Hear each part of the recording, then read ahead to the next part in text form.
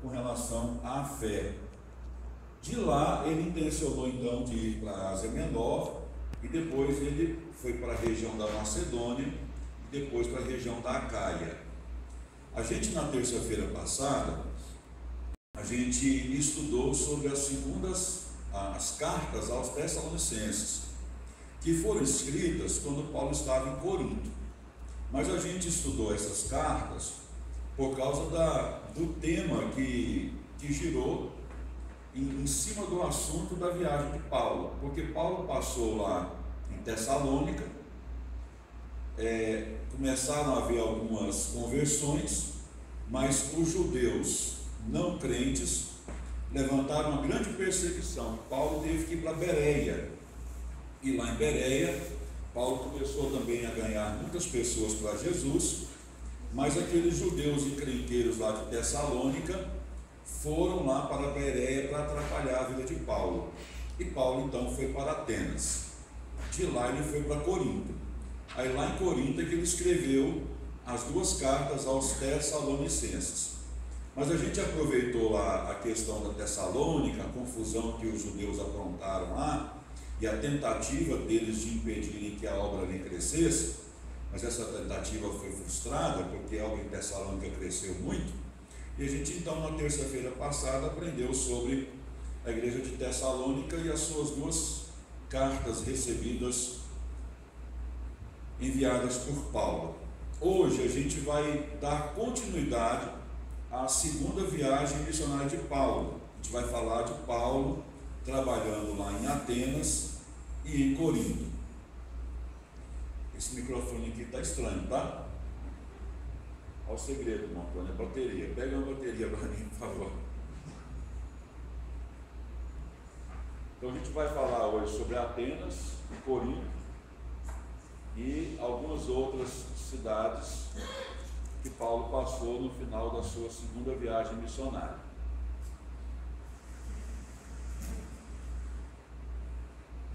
Nesse próximo slide aí, a Santiago já colocou, eu coloquei lá o mapa e a localização dessas duas cidades da Grécia, que é a cidade de Atenas e de Corinto. Toda essa região aí, inclusive a Grécia, Bereia, Tessalônica, Anfípolis, toda essa região aí era chamada de província da Macedônia, tá? Bom, então vamos aí para o primeiro slide com um comentário. Bom, a missão de Paulo para a região da Macedônia e depois para Acaia. Então, Atenas, a cidade de Atenas era uma das maravilhas do mundo antigo. Na sua época áurea, que foi no século IV a.C., destacava-se por sua literatura, filosofia e arquitetura. Quando no primeiro século da era cristã, 4 séculos já haviam se passado, né? E a cidade de Atenas já não era mais aquela, né, cidade que chamava a atenção do mundo como antes, mas ela chamava a atenção em 2 pontos, né, que era a literatura, por causa dos filósofos ali, e por causa da arquitetura, né? Então ela tinha uma grande importância ainda no contexto ali do mundo romano na época de Paulo.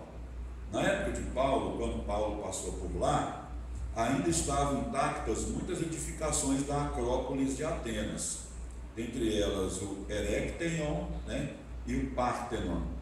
A gente vai olhar aí nessa figura o que é a Acrópole de Atenas. A Acrópole de Atenas era uma colina rochosa que ficava mais ou menos 150 metros acima do nível do mar. E essa grande rocha abrigava vários templos a várias divindades, principalmente a divindade chamada Atena, da onde originou o nome da cidade, né, Atenas, que era uma homenagem a essa deusa grega. Então era uma colina rochosa em Atenas, onde abrigava e abriga famosas edificações do mundo antigo, como o Párthenon e o Erechtheion. As acrópolis da antiga Grécia eram, como o próprio nome diz, né, né? Cidades altas. Acros, né? Alto, e polis, cidade. Inclusive, todas as cidades que vocês conhecem que tem o sufixo polis, por exemplo, Anápolis, polis é cidade, Aná, alta, né? Cidade alta. Então, toda cidade que vocês lembrarem que tem polis é uma palavra grega que significa cidade. Então, Acrópolis é a cidade alta, porque ficava em cima dessa rocha, uma rocha que ficava a 150 metros aproximadamente acima do nível do mar. Então, essa Acrópole de Atenas foi construída em 450 a.C.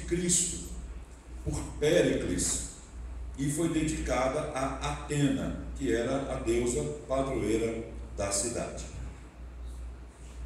Aí nessa outra figura a gente tem a maquete de como que era Atenas, como que era a Acrópole, melhor dizendo, de Atenas, com suas edificações. Aquela edificação maior lá acima na figura, lá em cima, é o templo, a maquete do templo de Atena Pártenos, que é essa Atena aqui que a gente está falando, ou essa Atenas, né? A deusa grega, Atena, que ficava na cidade de Atenas. Então, essa aí é uma maquete de como que era a chamada Acrópole de Atenas, que vários templos, locais onde se guardavam as relíquias dessas divindades, tudo funcionava aí nessa rocha.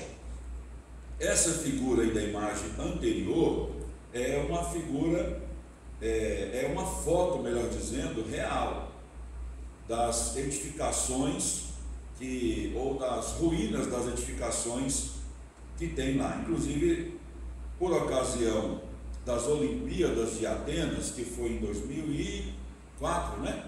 2004. Essa Acrópole de Atenas começou a partir dali um grande processo de restauração.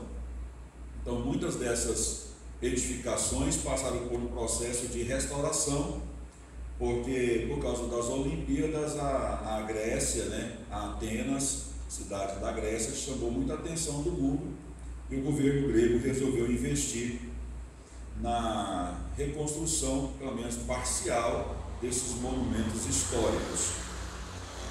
Então, lá na Acrópole de Atenas, que era aquela colina rochosa com várias edificações, uma das edificações que tinha lá era o Erechtheion, que está aí na próxima figura. Já colocou? Já. Então, esse Erechtheion era um templo consagrado aos deuses Atena, Hefesto e Erecteu. Então, essa expressão Erechtheion é por causa dessa divindade grega Erecteu, que ficava na Acrópole de Atenas. Foi construído entre 421 a 406 a.C. por Mnesícles. O pórtico norte distingue-se pela altura das suas colunas. O pórtico sul é o mais famoso por ter 6 corés ou cariátides, fazendo as vezes de coluna. Então, nas próximas figuras aí a gente tem a foto das cariátides, que são aquelas colunas lá em formas de mulheres, onde aquela parte superior lá apoia na cabeça delas. Então, essa outra figura aí mostra mais próximo ainda. Passa isso. Então, essas colunas em formas femininas são chamadas de corés ou cariátides, e elas são muito famosas desde a época em que foram construídas. Então, esse Erechtheion chama a atenção por causa dessas grandes colunas, e as colunas do lado sul, né, o pórtico do lado sul, chama mais a atenção ainda por causa dessas corés, essas mulheres aí. No mundo grego, romano também, né, a ideia da mulher é a ideia da fertilidade. Então, quando tinha os templos relacionados aos cultos do paganismo grego, romano, e até antigamente também, babilônico, persa, a ideia era a ideia da fertilidade. Então esses templos lá tinham dentro deles várias prostitutas cultuais, onde os cultos eram cultos orgiásticos, onde essas prostitutas e esses prostitutos que tinham um título de sacerdotes e de sacerdotisas, pensavam eles estarem cultuando e agradando essas divindades. A gente vai falar daqui a pouco um pouco mais sobre isso. Então nessa outra figura aí a gente tem aí uma ilustração da deusa chamada Atena, que era a padroeira da cidade de Atenas, essa cidade onde Paulo estava.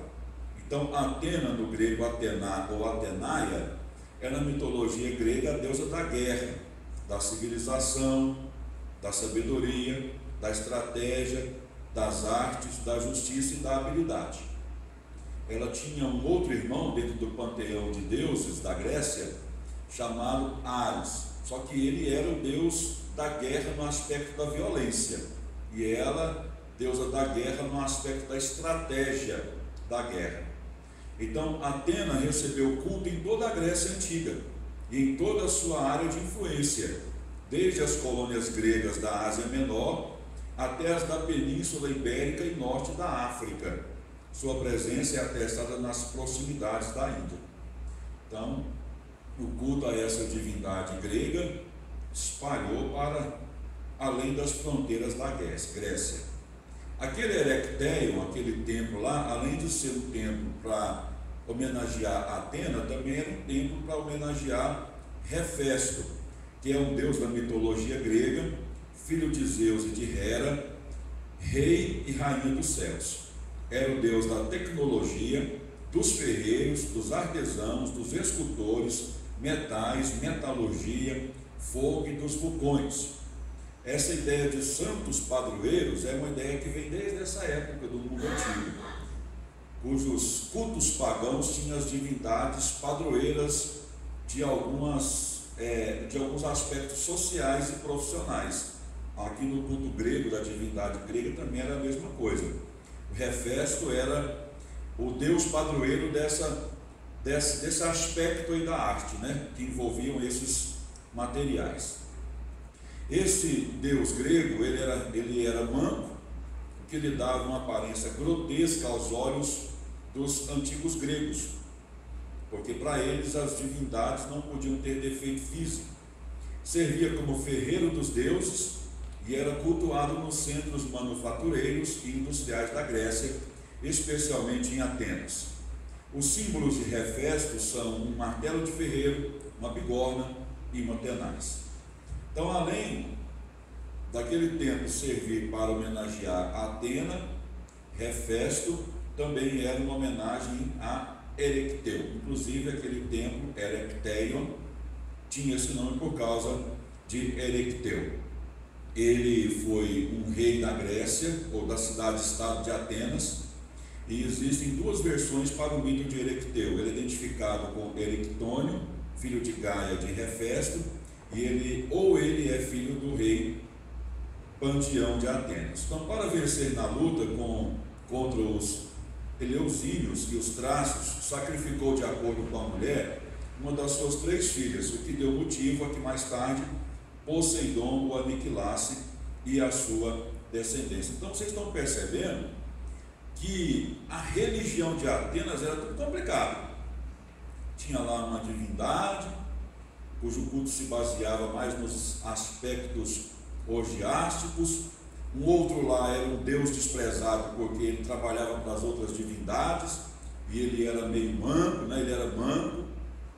Esse aqui já era um complicado, um semideus que sacrificou uma das suas filhas, por isso que depois Poseidon, deus dos mares, matou ele e a família dele. Uma complicação, não é? Então, nesse aspecto aqui, nesse ambiente religioso, é que Paulo estava. Adicionado a isso, a gente vai ver daqui a pouco que Paulo ainda teve que enfrentar um outro problema, que eram os filósofos estoicos e epicureus. Então, o ambiente ali que Paulo estava, depois de ter saído de Bereia, era um ambiente extremamente carregado e difícil para a evangelização. Então, veja bem, naquela acrópole lá, naquela cidade alta, naquela cidade rochosa, além de ter aquele templo chamado Erechtheion, também tinha esse aí, ó, que é o Párteno, que era um templo exclusivo da deusa grega Atena Pártenos. Pártenos é uma palavra grega que significa virgem, porque dentro da mitologia grega, Atena Pártenos não se casou com nenhuma outra divindade, então ela se manteve solteira. Dentro desse Párteno, a gente tem aí um salão interior com a imagem dela, veja lá. Olha, a estátua de Atena Pártenos, que é uma estátua imensa, e esculpida em marfim e ouro, por Fídias. Ele está explicando que o epíteto, né, Pártenos, virgem, é uma referência ao estado virginal e solteira da deusa.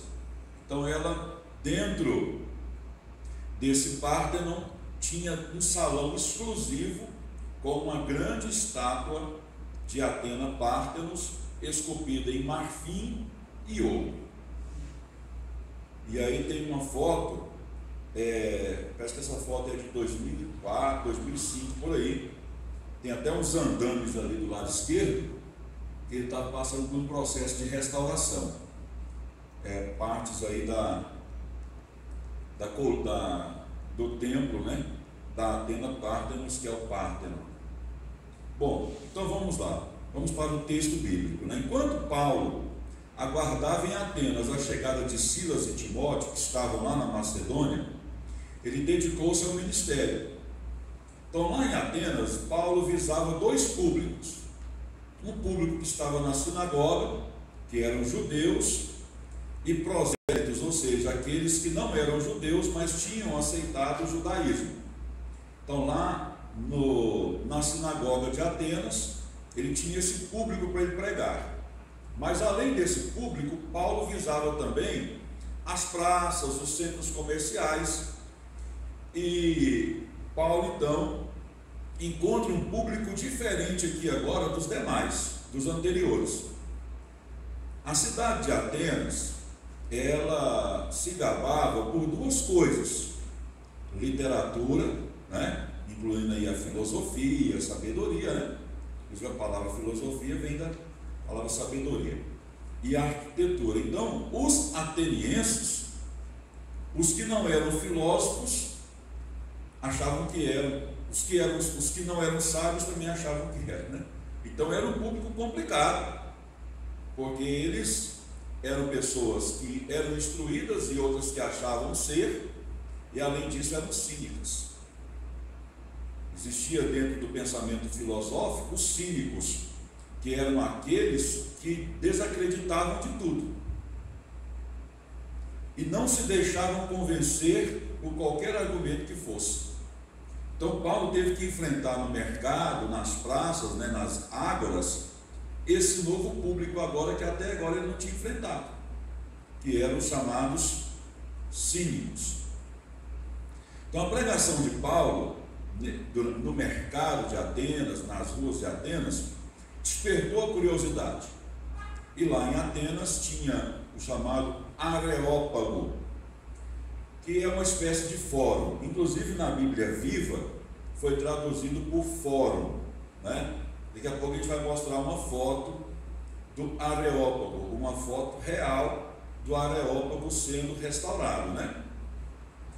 Esse Areópago, ele ficava numa pequena elevação rochosa, pensem num ginásio, né, cheio de escadaria, e lá embaixo ficava quem ia discursar. E o discurso daquela pessoa era avaliado por vários sábios, né? Então, o Areópago era constituído de um conselho de membros da aristocracia ateniense. Entre seus membros eram escolhidos alguns que recebiam o título de arconte, uma espécie de rei ou governante local, cada um responsável por um aspecto diferente do governo de Atenas. O nome Areópago em grego é Areos, né? Pagos, colina de Ares. Ares é uma divindade, irmão da Atena, que eu falei para vocês, que é o deus da guerra. Por isso que os membros do Areópago cumpriam a função de guerreiros de elite em tempos de guerra. E o Areópago era o responsável, os membros do Areópago eram responsáveis pela segurança da cidade. Por isso que quando Paulo começou a falar um discurso totalmente diferente, antes que houvesse um grande tumulto na cidade, o que eles fizeram? Vai lá para o Areópago, as autoridades querem ouvir você. Porque os areopagitas tinham essa função. Por ser a colina de Ares e Ares ser o deus da guerra, eles também eram guerreiros e defensores da cidade. Então, no período democrático, o Areópago cumpria a função de um tribunal constituído por arcontes, que eu já disse que é espécie de reis ou governantes locais, que eram responsáveis pelos crimes.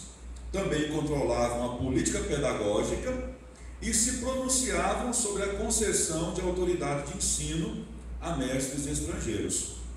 Por isso que quando Paulo começa a pregar uma doutrina nova, começa a pregar uma novidade, os moradores locais encaminham ele para o Areópago, para que os arcontes ali ouçam o que Paulo tem a falar e avaliem de maneira positiva ou negativa o discurso de Paulo. Daqui a pouco a gente vai ver que quando Paulo começou a discursar, eles estavam ouvindo Paulo de boa. Mas quando Paulo falou que Jesus havia morrido e ressuscitado, que era algo que ia contra a crença daqueles homens locais, eles mandaram Paulo parar na hora. Paulo, para, depois outro dia a gente te ouve. Mandaram Paulo parar na hora, porque era responsabilidade desses arcontes fazer toda espécie de avaliação que pudesse prejudicar a cidade de Atenas. Então nada indica que Paulo ia ser julgado por alguma acusação feita contra ele. Ele estava ali apenas para pregar oficialmente e ser avaliado. Não que Paulo estava ali no Areópago porque foi para lá algemado, de lá ia sair preso, nada disso. Os arcontes, os areopagitas, queriam ouvir e avaliar o que Paulo estava ensinando. Então ele tem uma foto do Areópago, tem até lá uns andames, lá umas estruturas de ferro. Deixa eu apagar uma luz aqui para ver se fica melhor. Perdão.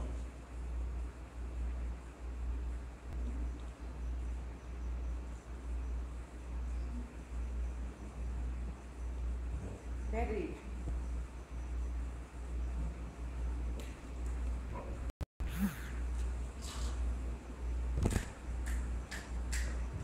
Ficou melhor para ver agora? Melhorou bastante. Então essa parte de cá é onde se assentava o público e quem ia discursar ficava lá embaixo, viu? Era o inverso das igrejas hoje, né?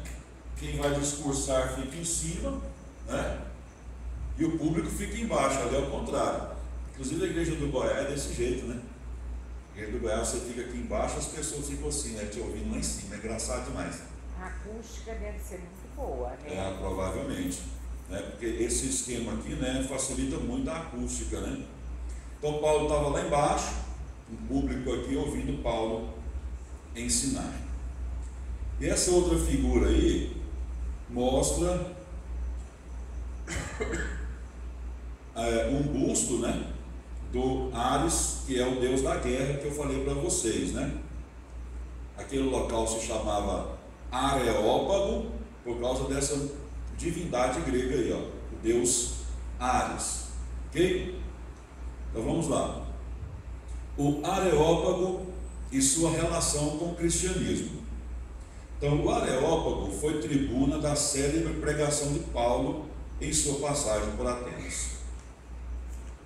Paulo estava falando para um público muito sábio, muito inteligente, um público de grande maioria de filósofos. Paulo pregou aquele mundo da Grécia, capital, a Atenas, mas o que a gente percebe aqui é que ele não teve muito sucesso.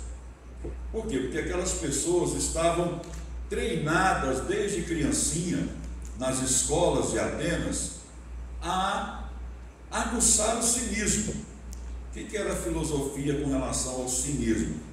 Quando eu ouço algo que não me agrada, eu vou dar risada e vou desprezar o que eu ouvi. e não quero mais ouvir. Que foi o que aconteceu aqui no discurso dele no Areópago. Então, o Areópago foi essa tribuna célebre, né? Vamos lá, como que Paulo começou o seu discurso?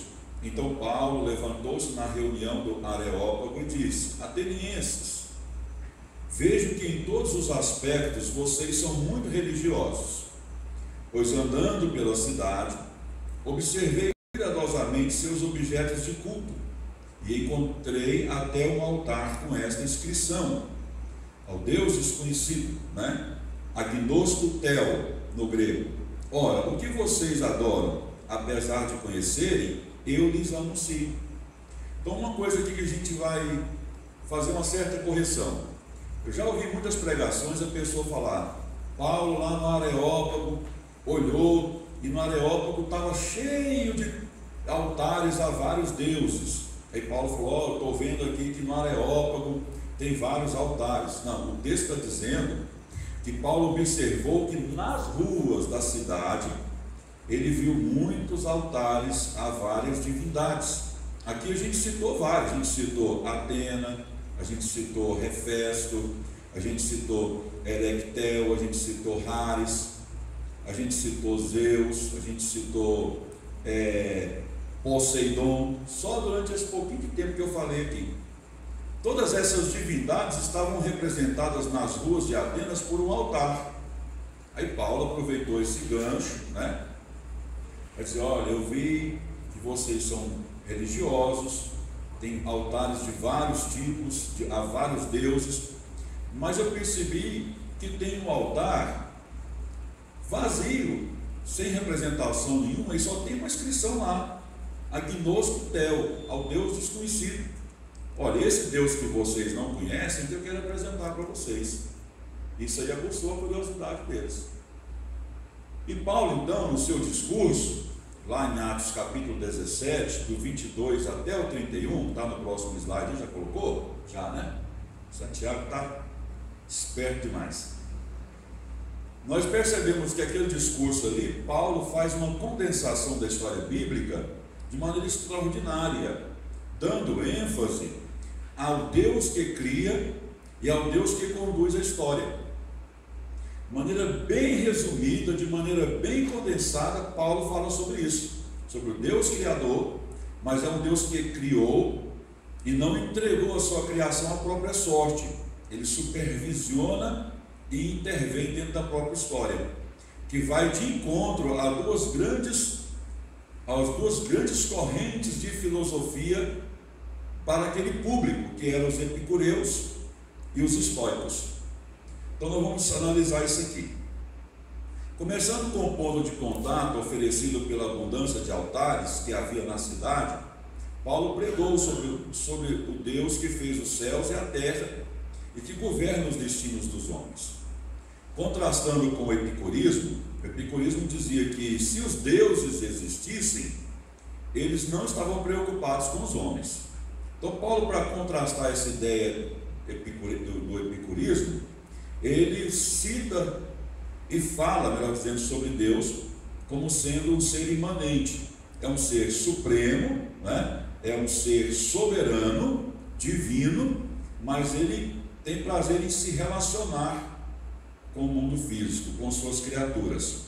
Então o epicurismo dizia o contrário: se as divindades existirem, e olha que eles estavam no lugar onde se acreditava em várias divindades, mas o epicurismo não acreditava, mas dizia, abrir uma brecha, mas se eles existirem, eles não estão nem aí para os homens.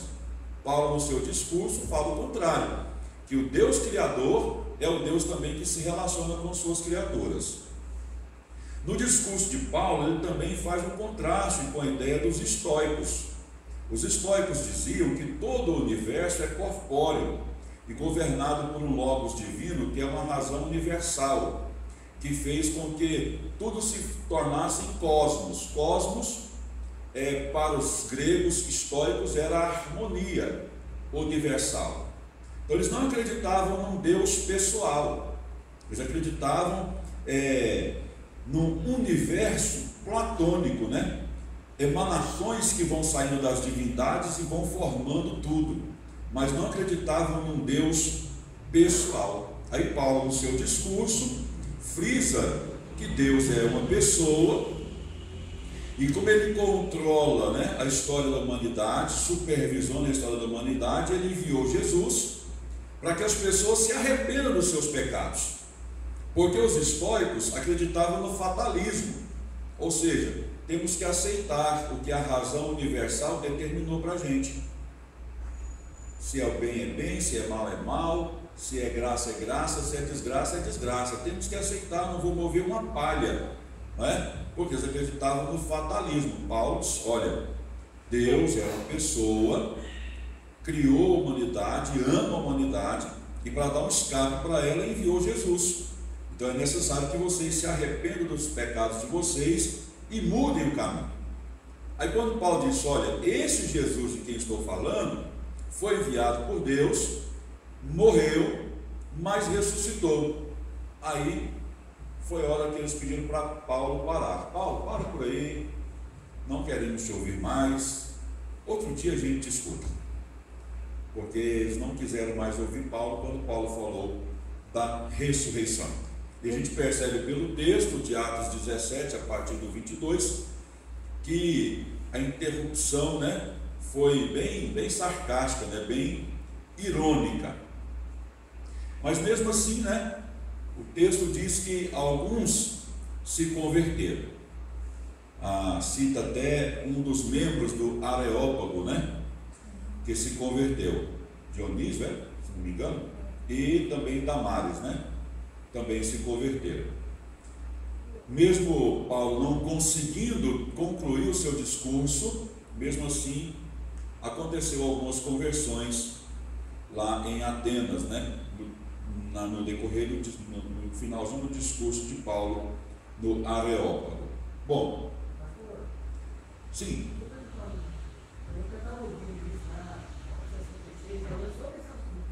Aí no terminei, a respeito de Paulo chegar lá, como que ele sabia que era esse Deus, o Deus desconhecido, era esse o Deus nosso?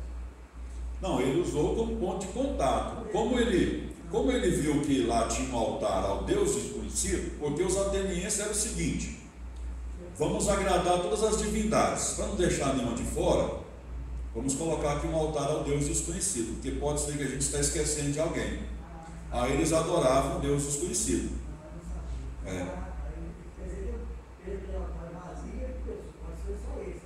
Aí ele aproveitou aquele altar, agnosto tel, né, ao Deus desconhecido, e disse, olha, eu vejo que vocês adoram várias divindades, e adoram inclusive um que é o Deus desconhecido. Esse Deus desconhecido eu conheço, quero apresentar a vocês. E começou a falar sobre ele.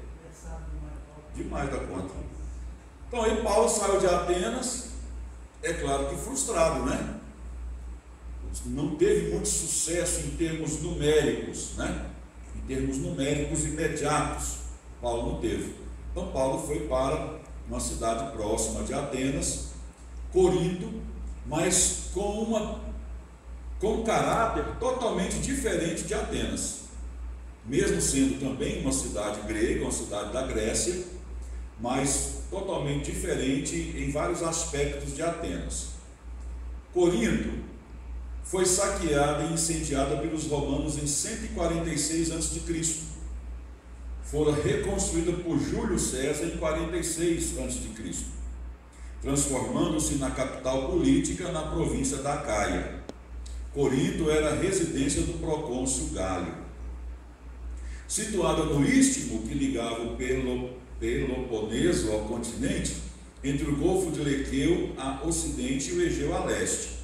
Corinto transformou-se num centro comercial. Daqui a pouco eu vou mostrar uma foto para vocês que vai ficar mais claro isso que eu estou lendo. Em vez de contornar o Cabo Maléia no sul do Peloponeso, palavra difícil de falar, onde a navegação era perigosa, muitos preferiam fazer o transbordo das cargas em Corinto e enviá-las ao ocidente, de Lequeu aos portos do Adriático, na Itália. Corinto, com seus 2 portos de mar, Lequeu no poente Sencreia nascente, beneficiava de um monopólio comercial e depressa enriqueceu. Então veja nessa foto aí. As pessoas vinham trazendo essa aí. As pessoas vinham trazendo os seus produtos via mar. Se eles quisessem ir lá para a Olímpia, por exemplo, para Esparta, viajando pelo mar Egeu, eles tinham que dar toda essa volta aí, ó. Onde é que estava Corinto lá? Né? Tinha que dar toda essa volta, que dava mais ou menos aí uns 450 a 500 quilômetros. Então o que eles faziam? Olha lá, tanto que é curtinha a distância lá, de um ponto do mar para o outro, 6 quilômetros e 300 metros. Então eles desciam as mercadorias, carregavam a mercadoria até o outro lado, para depois de outra embarcação que estava do outro lado continuar a viagem. A viagem era muito mais rápida. Então o porto de Corinto era um porto que vinha gente de todo lugar do mundo. Por isso que Corinto rapidamente tornou-se uma cidade rica. Mas lá, mesmo se tornando uma cidade rica, ficou bem claro depois a diferença de classes. Quem era rico era muito rico, e quem era pobre de maré de si. Então a coisa lá era feia. Então o que acontece? Eles faziam ali o transbordo das mercadorias, ó. Mais tarde, em 1881, no século XIX da era cristã, eles construíram um canal para não ter que fazer o transbordo, descer mercadoria, transportar 6 quilômetros, depois carregar a mercadoria, depois transportar. Eles fizeram um canal, né? Então, para evitar toda essa volta, né, pela costa da Grécia, o que eles faziam? Transbordo de mercadorias. Por isso que Corinto tornou-se uma cidade muito famosa no sentido de que seus portos recebiam gente de todo lugar do mundo. Bom, então veja aí, essa foto aí, pode passar a próxima. Essa foto aí é do Google Maps, né? Ou do Google Earth, né? Google Terra, né? Do Maps também você consegue pegar, é uma foto atual. Se você chegar na sua casa lá, digitar google.com.br/maps, aí lá digitar lá assim, canal de Corinto, você vai achar isso aí. Quais cidades são lá hoje? Hã? Quais cidades são hoje? Corinto. Então veja bem, ó, olha lá, canal de Corinto. Aí você vai atravessar aqui, ó, sai do outro lado, olha que beleza. 6 quilômetros, economizou, né? Só que isso aí foi só no século XIX, porque na época dos imperadores romanos, eles tentaram fazer esse canal aí, só que não tinham ferramenta suficiente. Então esse canal de Corinto é um canal, um dos lugares mais visitados pelos turistas, porque apesar de fazer um um atalho muito interessante, o canal ficou estreito. Aí não passa grandes embarcações, passa embarcações médias ou pequenas. Então esse lugar ficou mais como sendo um lugar turístico, conforme está no próximo slide aí, ó. Então o canal de Corinto é um canal que liga o Golfo de Corinto com o Mar Egeu. Ele passa pelo Istmo de Corinto e separa a península do Peloponeso da parte principal da Grécia e torna o Peloponeso uma ilha. O canal possui 6,3 quilômetros de comprimento por 21 metros de largura. Então, quer dizer, é estreito, não passa grandes embarcações. E foi construído entre 1881 e 1893 da era cristã, né? Século XIX. Finalzinho do século XIX já. Torna a locomoção de barcos pequenos na região mais fácil, uma vez que elas assim não precisam dar a volta em cerca de 400 quilômetros em torno do Peloponeso. Consegui falar, graças a Deus. Porém, é muito estreito para cargueiros internacionais. O canal é atualmente usado principalmente por barcos turísticos. Anualmente, 11 mil barcos navegam pelo local. Eles ganham bom dinheiro aqui com o turismo, né? Aí uma foto, né, atual das embarcações, né? Parece que tem até um jet ski lá atrás, lá uma lancha, né? Uma lancha, né? Aqui uma embarcação um pouco maior, tá vendo? É um barco turístico e dá até medo, né? Parece que ele vai encalhar. E aí uma foto do canal sem nenhuma embarcação, vendo? 6 quilômetros e 300 metros. Então Corinto, na época de Paulo, não tinha esse canal, mas tinha uma grande importância, porque vinha gente do mundo todo fazer o transbordo de mercadoria.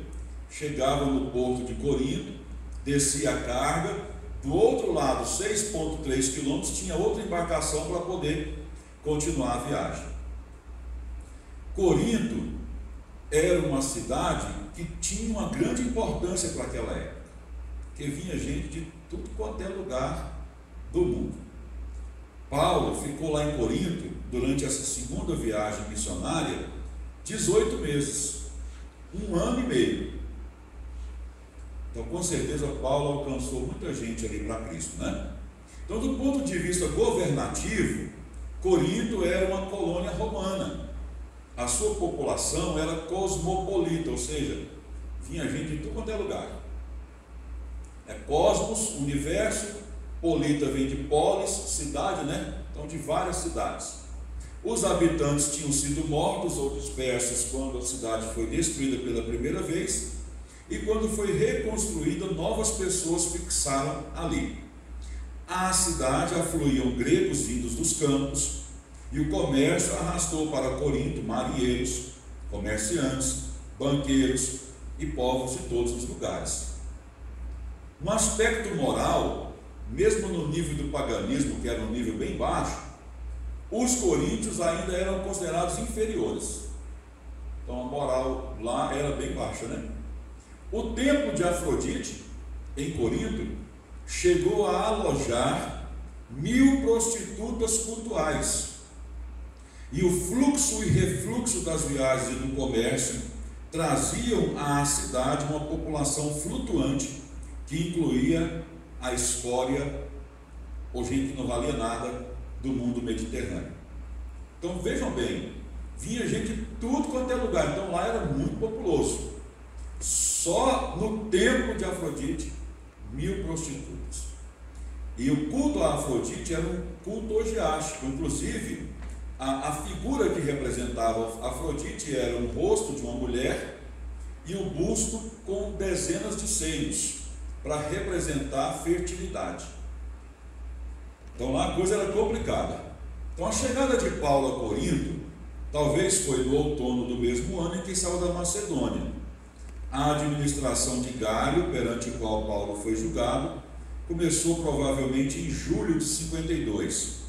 A estadia total de Paulo em Corinto foi de 1 ano e meio. Quanto desse tempo precedeu seu julgamento e quanto se lhe seguiu é incerto.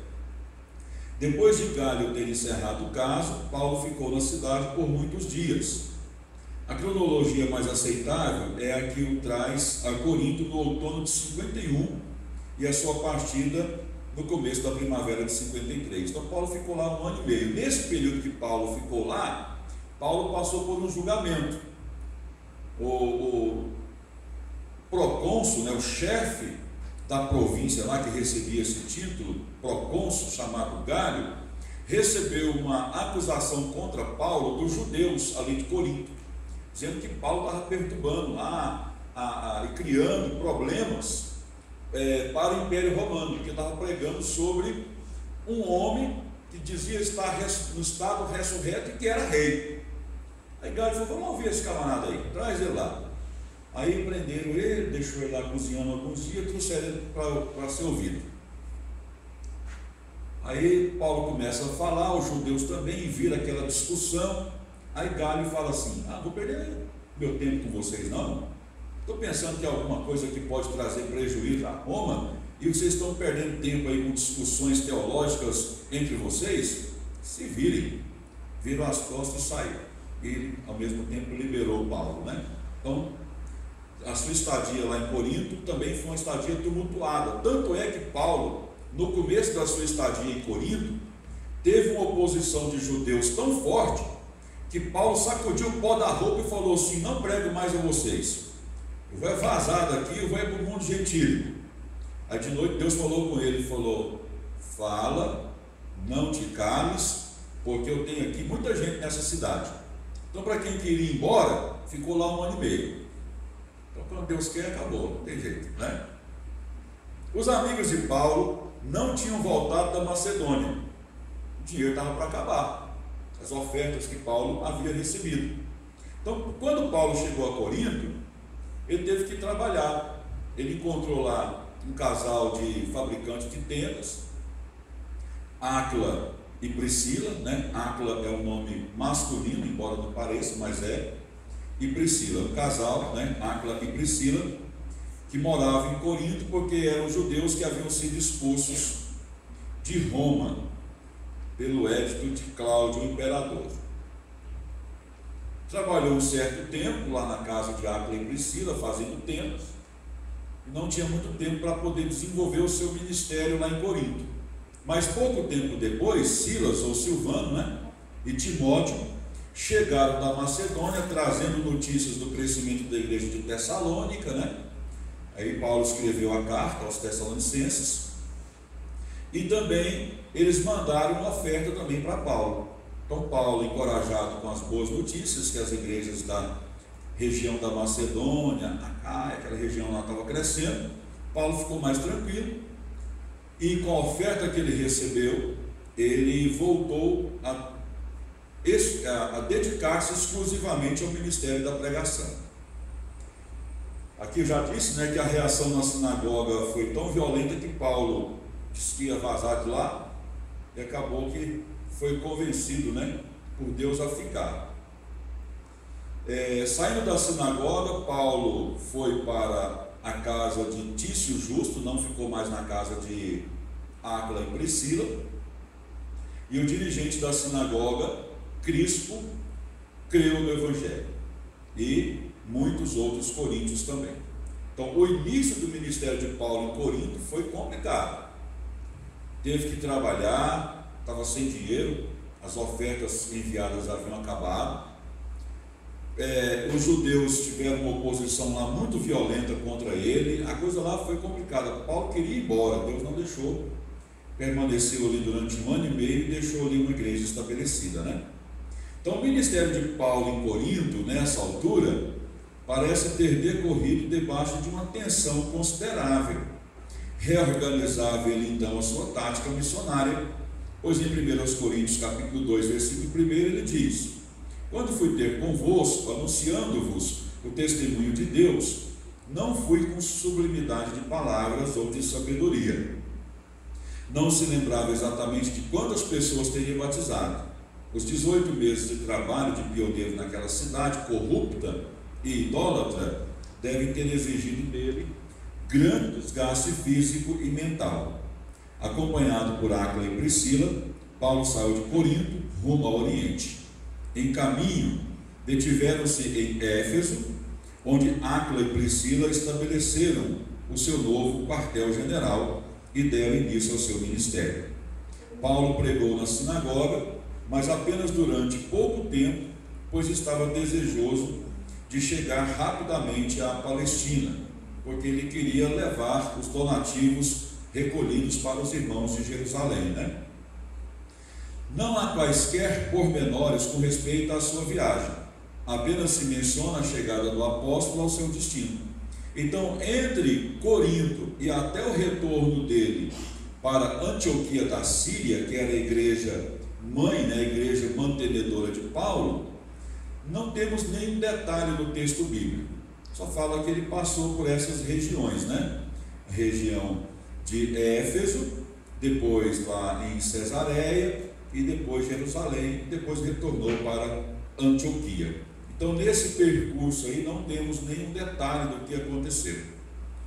Então, desembarcou em Cesareia, saudou a igreja, se é de Cesareia ou se é de Jerusalém, não sabemos, e depois prosseguiu para Antioquia, a sua última visita à igreja por cuja incumbência partira. Essa Antioquia é a Antioquia da Síria, viu? Provavelmente, na fase oriental da viagem, gastou a maior parte do verão, de forma que no outono de 53 se encontrava novamente a caminho do Ocidente. Então, logo em seguida, quando termina a segunda viagem missionária de Paulo, que é o versículo 22 do capítulo 18, a gente já no versículo 23 vê Paulo começando a terceira viagem missionária. Então, chegando em Antioquia da Síria, tudo leva a crer que Paulo ficou ali pouquíssimo tempo, porque logo em seguida ele empreendeu a terceira viagem missionária. Então, antes do inverno ter chegado, Paulo encontrava-se de novo em Éfeso, onde deu início à sua missão para a Ásia, que é a terceira viagem missionária. O ministério mais longo e talvez o mais agitado das suas experiências missionárias. Então, na próxima aula, a gente vai ver sobre a terceira viagem missionária de Paulo, o roteiro, né? Nessa terceira viagem missionária de Paulo, Paulo escreve 3 textos importantíssimos dentro do contexto do Novo Testamento, que é 1º e 2º aos Coríntios e também Romanos. Então, nas próximas terças-feiras, a gente vai ver a terceira viagem de Paulo, e à medida em que ela se desenvolve, a gente vai estudar as cartas aos Coríntios e a epístola aos Romanos. Amém? Então, até lá, né? Em nome de Jesus. Nenhuma viagem desse Paulo foi bem seguida do lugar nenhum. Todo lugar que ele chegava, o pessoal já. É porque ele. Era os judeus veio de ajudar. Os judeus foram os que mais encrencaram, né? Os judeus, ele foi mais bem recebido no mundo gentílico do que pelos judeus que habitavam naquelas regiões estrangeiras, né? Todo lugar que ele chegava aqui no judeu, atrapalhava. Porque confrontava, né, muitos aspectos do judaísmo. Porque Paulo enfatizava muito a questão de Jesus ser o Cristo, né, o Messias, né? Aquele que ressuscitou dentre os mortos. Então isso confundia muito a mente dos judeus. Meus queridos, vamos tirar uma oferta em prova do Senhor. Daqui a pouquinho a gente vai terminar.